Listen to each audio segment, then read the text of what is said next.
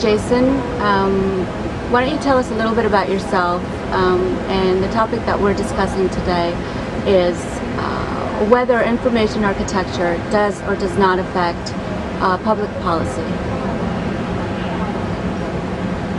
Right. Okay. So I'm Jason Hobbs, and I'm from Johannesburg in South Africa.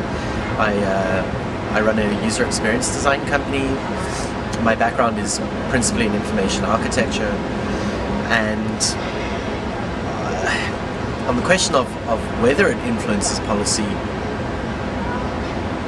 I mean, in our country, the internet is not used that much. The penetration of internet is really low. So I would say that, you know, regardless of the kind of next thought that I had, which was, well, who's looking? Who's looking to those kind of those environments where the kinds of interactions that could even elicit information or ideas that would come back to influence policy, you know, in our country that wouldn't be a principal place to look, because the penetration is only something like 10% or 15% of the population. Having said that, though, we are working on a project at the moment called Hotel Yova, which I'm going to be speaking about tomorrow, which is very much about looking at a particular community in a neighborhood where through internet cafes, where the point of the exercise is to get people to represent themselves, to talk about issues, and to use tools or information that can help them do the things that they need in life, that in particular we know that policy is not addressing. So it's a reaction to a problem in policy already, or a problem in administration in government, or a problem in the case of this project, looking after the rights and needs of refugees or illegal immigrants, people who have fled their countries looking for a better life in Johannesburg from elsewhere in Africa. So,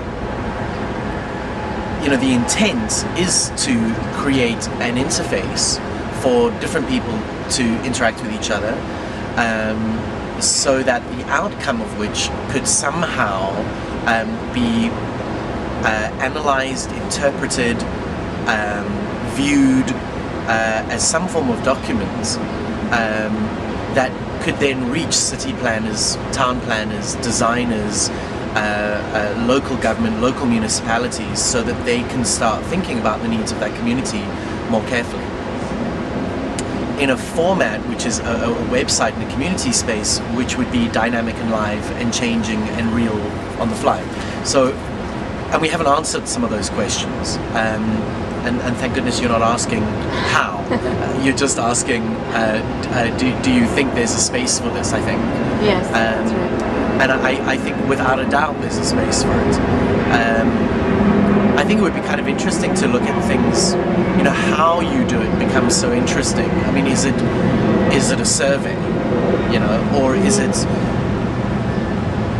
it looking at the gaps and spaces between actual, real processes or methods or techniques, or as Jared just said, tricks that people use in their lives to survive, and interpreting that and reading between the lines to get a more interpretive idea about ideas that could inform policy. I think it also becomes interesting because what you could potentially start doing is you could start testing policy.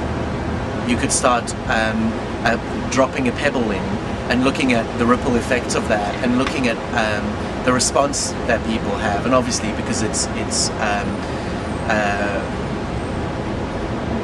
you know, all of that information can be perpetually documented in real time, so you could start, you know, having a far more interesting feedback loop.